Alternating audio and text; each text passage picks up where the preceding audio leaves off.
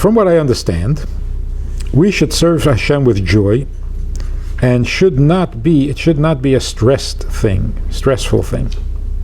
With that in mind, someone that wants to live a life keeping halacha leniently, meaning he finds keeping Chalav Yisrael,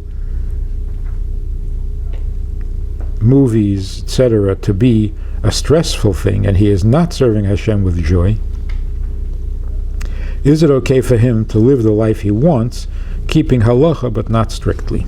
Somebody once went to Yechidus, a bacher went to Yechidus.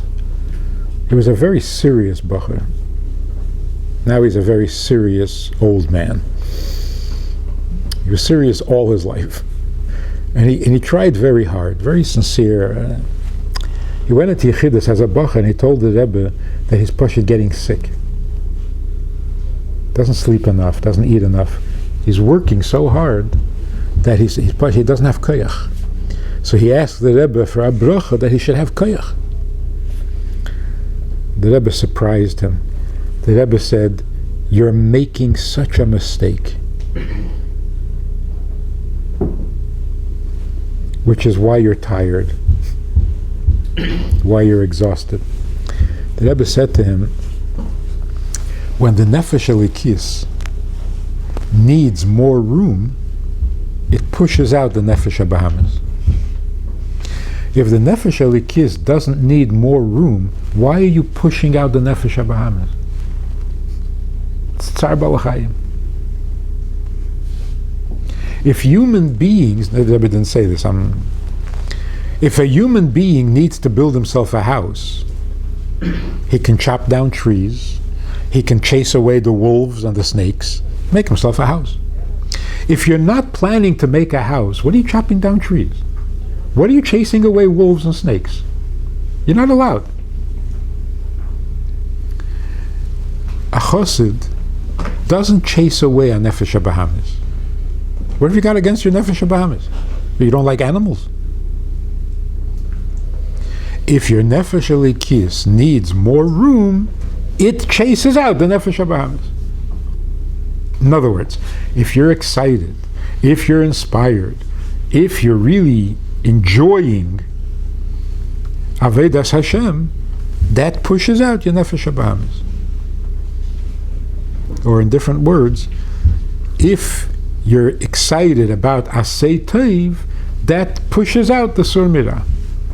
But just to push away the Sur Mirah and end up with an empty mind and an empty heart, that's not a good idea. In other words, if Chassidus is not your taiva, then don't get rid of the taiva you have. Because to not have a taiva, that's insane. That's dangerous. If you have the wrong taiva, so you're a grabba young. But you're normal. Without a taiva, you're probably not normal. So the Aveda of Chassidus is, have a better taiva than the one you have. But to try to have no taiva, it's meshugah. So this bacher, he was trying to kill off his Nefesh HaBahamis, not because he was excited about Yiddishkeit, but because the Bahami has to go. The Rebbe said, you're making a big mistake. That's why you're making yourself sick. So, what does this mean? We're supposed to serve the Eibishter with joy. Where's the joy?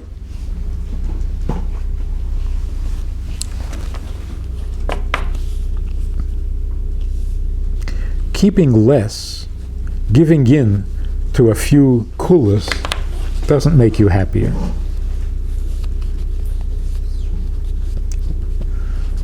The fact is, happiness comes from doing the right thing. There's no other source of happiness. We've tried it all. Look at what's going on in the world.